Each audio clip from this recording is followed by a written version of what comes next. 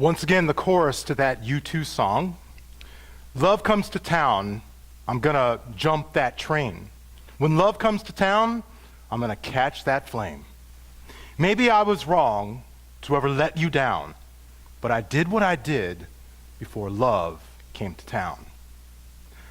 Our gospel reading this morning is about how love was going to make a stop in a certain town in Palestine 2,000 years ago. The town was Jerusalem, and the love was Jesus. Now, what's interesting about this town, Jerusalem, is that the name actually means city of peace. But when you and I think of Jerusalem, our impression of it is probably nothing like that. In fact, Jerusalem, in our experience, has perhaps been the most fought-over city that has ever existed ever in history. Just a few facts about Jerusalem's history over the years that I got from an article, and it just says this. Jerusalem has been destroyed twice, besieged 23 times, attacked 52 times, captured and recaptured 44 times. You know, this embattled Jerusalem, I want to say sometimes maybe seems a lot like you and me. I think there are times, and perhaps even today, some of us may feel a little knocked down. I know that I do after the week I just had. And perhaps maybe some of us feel surrounded, or perhaps captured or in bondage. Well, whether we are knocked down, whether we are surrounded or captured, or we are in bondage, that is the Jerusalem where love comes to meet us. So my message to you today, if that Jerusalem is you, love has come to your town. Jesus Christ has come to your Jerusalem. Now, the song goes on to say this in the third stanza. It goes on to actually say these words. I ran to a juke joint when I heard a guitar scream. The notes were toning blue. I was dazing in a dream. As the music played and I saw my life turn around, that was the day love came to town. You know, blues music was born in the juke joint. A juke joint were these ramshackle places that would serve blacks in a time of segregation. Well, it was in these juke joints then that the music style of blues came to be. Blues music was based on sort of the Negro spirituals, things that blacks used to say while they were working the field during their slavery. These melodic utterances would describe their faith, but then also the hardships of being a slave. We have this colloquial, this idiom of saying singing the blues, which kind of means how we whine or how we complain or grieve to get sympathy from others. Well, I think of the blind man in our reading this morning from Luke 18 as a person who was singing the blues. And here's what he says in our passage. He calls out to Jesus Christ and he says, "Lord, have mercy on me. Son of David, have mercy on me." It is interesting to note that he calls Jesus the Son of David, because it was the son of David, Solomon, who actually had built the temple in Jerusalem. And Solomon, the son of David's prayer was that as people found themselves captive in a foreign land, that they could turn toward that land and pray for God's forgiveness. Well, on this particular day, this particular moment, this blind man is turning toward a human temple and Jesus and asking for mercy. This man, where he was standing, is in Jericho. Jericho was some 21 miles east of Jerusalem. It's about a 7-hour walk from where he was. Now, a recent experience that I had with caring for a blind couple at an outdoor festival last month gives me some appreciation for what a blind person would have to go through. At this particular event, I was volunteering at the cash register, and a blind couple came up, and they needed help getting to the entrance. And so I walked this couple on my arm all the way to the entrance and through the checkpoint, but I had to leave them where the pavement ended, and the festival began in this wide open grassy area. I was uncertain of how they were going to actually manage and make their way around, because I had to return to my duties, but they said they would be okay. But then I think of this blind man there in Jericho, in a world before there were paved streets and sidewalks with the tactile pavement on it where you can tell where you were, how hard it would have been, and perhaps even impossible it would have been to make that 21-mile journey to go where Jesus was going in Jerusalem. So Jesus does something very interesting here, and it says in verse 40, when he hears this blind man calling out to him, it says, Jesus stopped. He stopped. He stopped there to render aid. He stopped there to love this blind man right there where he was.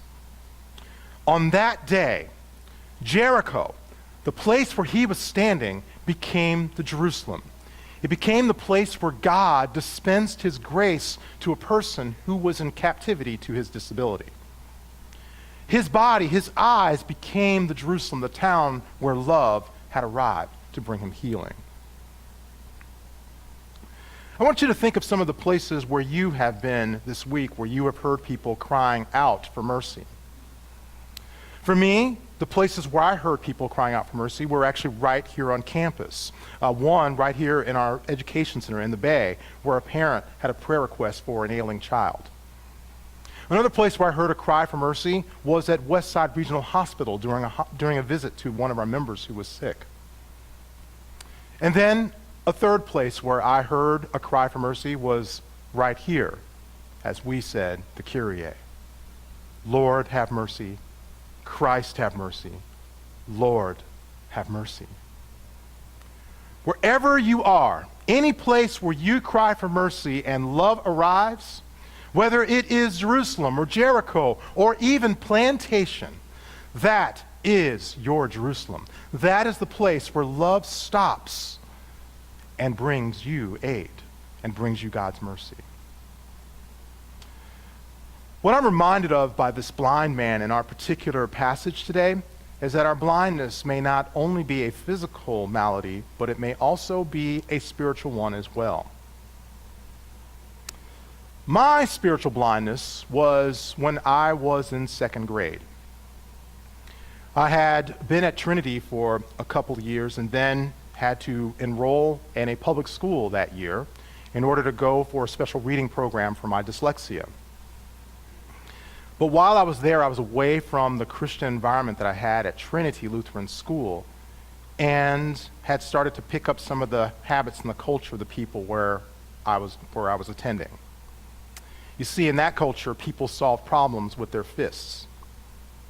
So one particular day, a boy cut me in line, and I grabbed him by the collar and I raised my fist. Yeah, I'm sorry, that was your pastor at 9 years old. That's why you see me down here kneeling and confessing my sins with you. But that was also me before love came to town. You see, at that time, I had forgotten the meaning of the fifth commandment, which we had shared together earlier. I'd forgotten that it means not to harm your neighbor in his body, but to help and support him. Because I was where I was, because I was far away from this Jerusalem and Christ, I'd forgotten all about what love was. But on that day, I saw something that made me stop. Love had come to town, and something that I saw. What the songwriter for You Too saw is actually Jesus on the cross. And the song actually continues by saying this: I was there when I crucified my Lord. I held the scabbard when the soldier drew the sword. I threw the dice when they pierced his side, but I've seen love conquer the great divide. According to Merriam-Webster, the great divide is actually a point of substantial separation. a point of substantial separation. Some would say that is actually what we're experiencing in our nation right now, politically. But this great divide is also the separation, the chasm between heaven and earth. It is the chasm between God and us that was created by the hurtful things that we do to one another. Well, the songwriter is saying that he saw God conquer this great divide because the great divide ultimately is death. Jesus conquered sin and death. Jesus conquered, he breached the great divide to bring love to us. What the songwriter saw was love knocked down so that we could be raised up again. He saw love surrounded so that we would have a way out. He saw love taken captive so that we could be set free. What I saw in second grade that day, as I had my victim by the collar, my fist raised, was right over here in that corner was a teacher standing there looking at me. But this wasn't just any teacher. This teacher was a member of my church named Marcia, who just happened to be subbing that day. I saw in her turquoise blue eyes the disappointment. Her mouth was agape, but she said nothing. She didn't have to, because her face told the whole story. I saw what I had become. I saw myself standing there when they crucified my Lord. And I stopped. Jesus Christ is love come to us. A love that has been knocked down. A love that has been surrounded. A love that has been taken captive so that sin and death might be conquered and we can have everlasting life. Now, 2,000 years later, that love still comes to us through the words of Jesus' disciples and the prophets who describe the love that he performed in our Jerusalem. Understand that the blind man in this particular story, just kind of interesting that how did he know Jesus was there? How did he know? How would he know? And what our passage actually tells us is that he heard the crowd. He heard the people talking about it. It just says in verse 35, as Jesus approached Jericho, a blind man was sitting at the roadside begging. When he heard the crowd going by, he asked what was happening. And they told him, Jesus of Nazareth is passing by. Well, the prophets, the apostles, and all of the gospel writers have told you Jesus has arrived. Love has arrived in your town. Love has arrived in your Jerusalem. And when we hear these words, the eyes of our heart are opened. And then we see the love that is right there with us. And we stop. You see, when I was at Trinity, I was able to be in the Word of God. I was exposed to religious teaching every day. But once I left that environment, I was no longer hearing this news about the love that was here. My worship attendance had actually fallen off. And so I had forgotten all about who Jesus was because I could not hear the Word.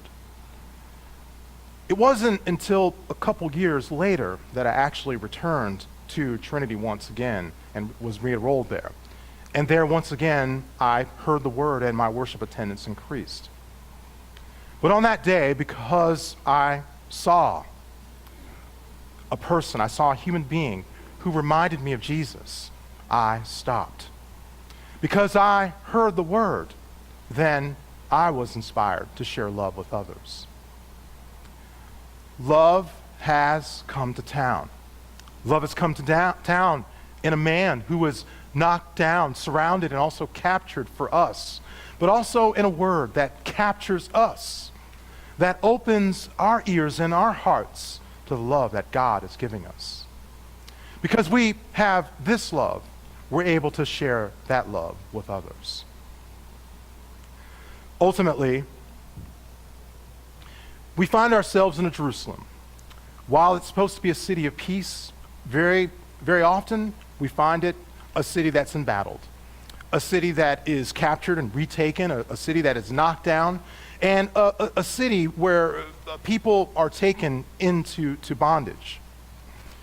And yet we have this promise that Jesus comes to us anyway, bringing us this love, bringing us this freedom, bringing us this sacrifice, bringing us his word. Love is a locomotive that no one can stop, that God desperately wants to be here for you and me.